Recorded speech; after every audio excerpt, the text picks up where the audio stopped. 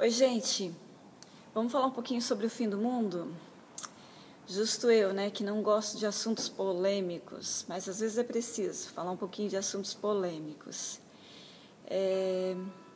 Por que eu quero falar sobre o fim do mundo? Ontem, à noite, eu já estava na cama e eu recebo um áudio num grupo da igreja de alguém da nossa igreja que tinha recebido um áudio de uma profecia, mas tem mais cara de profetada do que de profecia. E o que essa profecia dizia? Que por conta disso que aconteceu aqui em Santa Catarina, né, você deve ter visto na televisão esse fenômeno que aconteceu no final de semana, que houve aquele tsunami meteorológico aqui na região de Tubarão. E sempre que acontece algo assim, uma catástrofe, as pessoas, é natural que elas entrem em polvorosa e se desesperem, mas daí, amados, nós criarmos uma situação de pânico por conta de uma situação, nós temos que ter cautela, porque ontem, quando nós recebemos aquele áudio de alguém que se dizia um servo de Deus, eu não tô questionando aqui a pessoa, porque nós não podemos julgar o profeta. Eu não quero julgar o profeta, mas a Bíblia diz que a gente tem que julgar a profecia. E nós recebemos essa profecia de alguém que se diz cristão, e eu não quero questionar se a pessoa é cristão ou não. Mas nesse áudio, essa pessoa dizia que, assim como aconteceu, que o que aconteceu no final de semana era só um alerta, porque o que está por vir é algo muito pior. Ela falava de uma profecia que ela tinha recebido de Deus, que uma catástrofe está para acontecer e que essa catástrofe vai destruir todo o litoral brasileiro. E nessa profecia ela dizia que nós que moramos no litoral, porque eu moro no litoral, para quem não sabe, né, meu nome é Silvana e eu moro em São Francisco do Sul. É uma ilha, nós estamos aqui cercados por água. E nessa profecia, essa pessoa dizia que todas as pessoas do litoral brasileiro precisavam sair, abandonar o litoral, porque vai acontecer uma catástrofe e que todas as pessoas que estiverem no litoral não vai ter tempo de sair do litoral e que quem estiver no litoral vai morrer. E o engraçado, não sei se eu posso chamar de engraçado, que ela fala que na visão dela, o Cristo Redentor ia ficar inundado até a altura dos braços. Agora imagine um cataclisma que vai acontecer, que o Cristo Redentor vai ficar imerso até a altura dos braços. Para onde nós vamos fugir? Se o Cristo Redentor vai ficar imerso até a altura dos braços, para onde nós fugiríamos? Eu imagino assim que se acontecer uma inundação, onde o Cristo Redentor vai ficar imerso, eu acredito assim que vai ser difícil um lugar no Brasil onde nós vamos poder fugir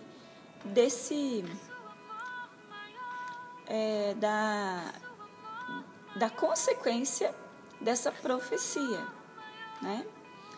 Mas nessa profecia, em alguns momentos, a profeta fala do fim do mundo. E com isso ela quer deixar um alerta para que as pessoas busquem as igrejas, busquem a santidade e busquem em viver em amor, né? Se você me perguntar se eu acredito no fim do mundo, eu acredito porque a Bíblia fala que a terra está entesourada para o fogo e não para a água. Quando Deus destruiu o mundo, lá no tempo de Noé, ele destruiu com água. Quando Noé saiu da arca, uma das primeiras coisas que Deus fez foi colocar o arco-íris no céu, e aquele arco-íris é uma aliança, é um anel de fogo, ele tem as cores do fogo. E ali Deus faz uma promessa que o mundo não seria destruído com água, mas que o mundo seria destruído através do fogo. Então, a terra está entesourada para o fogo. Eu creio que um dia haverá uma purificação. Mas, nessa profecia, ela mistura a vinda de Jesus, falando do fim do mundo. A vinda de Jesus não é o fim do mundo. Eu creio na vinda de Jesus. Nós, os cristãos, nós cremos da seguinte forma. Nós cremos que a vinda pode ser antes da grande tribulação, que são os pré-tribulacionistas.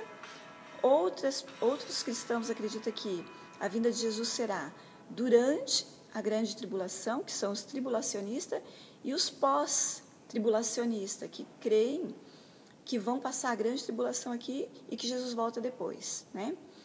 Eu creio que Jesus está preparando uma noiva eu sou pré-tribulacionista e creio que Jesus volta antes da grande tribulação. Creio fielmente nisso, que a igreja será arrebatada, ela será levada daqui e ela passará 7 anos com Jesus, né, que seria o que nós chamamos de bodas com o Cordeiro. E creio que durante esse período em que a igreja estará com Jesus, celebrando o casamento da igreja com o Cordeiro, eu creio que durante esse tempo a terra passará por uma grande tribulação.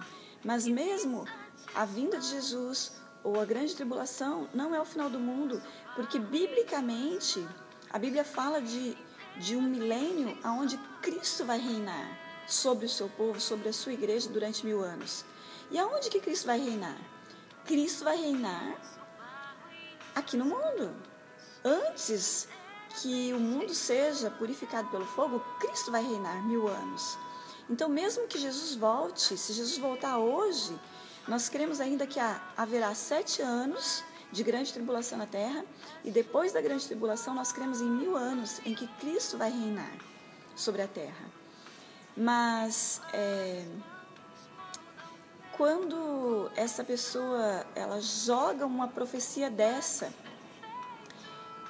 na internet, e o poder que a internet tem de multiplicação de informação, nós temos que ter muito cuidado quando nós informamos algo, porque a própria palavra informação, informar é colocar numa forma. Eu quero que você pense na consequência de uma informação dessa sendo multiplicada, aonde o litoral brasileiro é muito grande.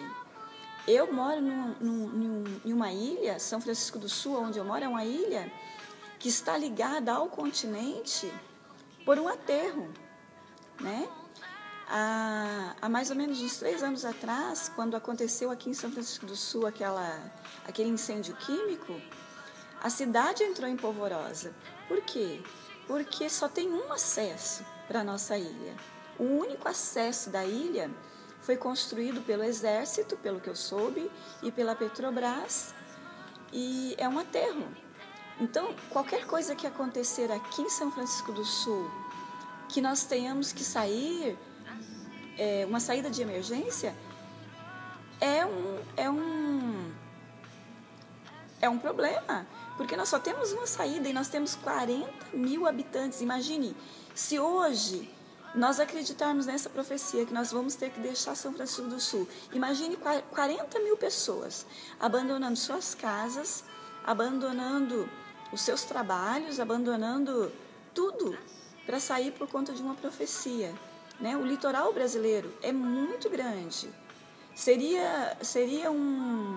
Já começaria um grande reboliço, porque na época daquele incêndio químico que aconteceu aqui, eu acordei 6 horas da manhã com uma pessoa da igreja, essa pessoa, uma pessoa super centrada, me ligando, perguntando: pastora, você sabe o que aconteceu?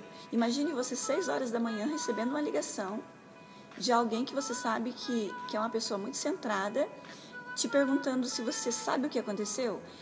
Eu respondi não, mas na minha cabeça eu pensei assim: morreu alguém.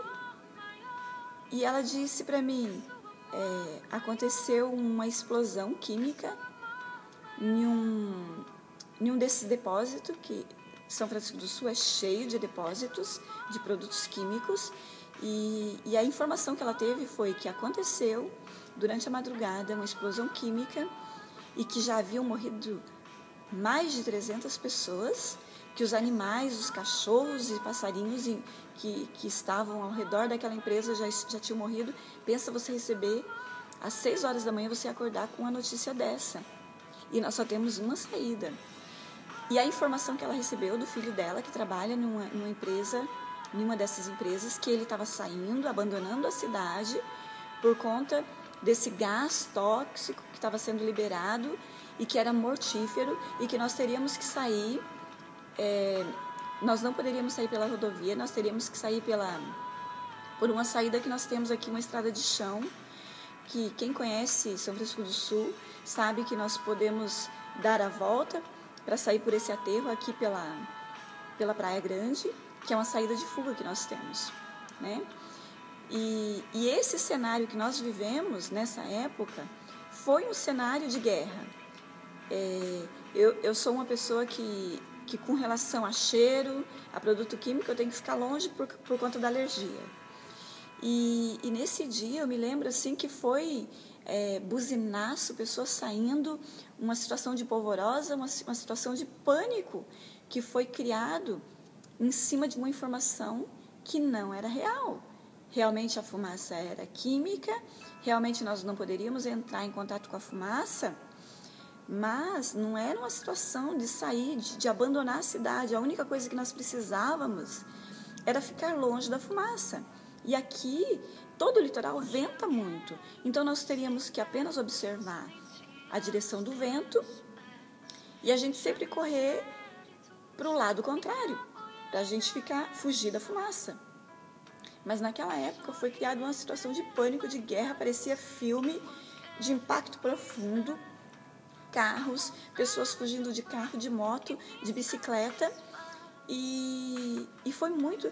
Depois nós viramos motivo de piada, as pessoas riram depois que aconteceu tudo isso. Mas enquanto ninguém sabia o que estava acontecendo, nós tivemos que fugir, as pessoas fugindo com bichinhos, com animaizinhos. No meu caso, eu tinha uma cunhada que na época estava fazendo tratamento de câncer. Foi uma situação muito difícil, ter que fugir, deixando tudo para trás, por conta de uma informação. E quando uma informação igual essa ontem, de uma profecia que cai na internet, dizendo que nós vamos ter que fugir daqui e depois não apenas sair do litoral, aí ela diz assim, vamos buscar as igrejas, buscar a santidade, buscar o amor. Então, eu estou aqui gravando esse vídeo para dizer que eu creio que um dia, eu creio que o mundo não é eterno, eu creio que a eternidade só existe em Deus. Eu creio que nós devemos buscar a Deus, mas eu creio que nós temos que buscar as igrejas. Por quê? Porque a igreja, quando Jesus for arrebatar o povo dele, eu não acredito que Jesus vai voltar, biblicamente falando, Jesus não volta para buscar um indivíduo. Jesus não vai voltar para buscar a Silvana. Jesus vai voltar para buscar a sua igreja, então eu preciso estar na igreja.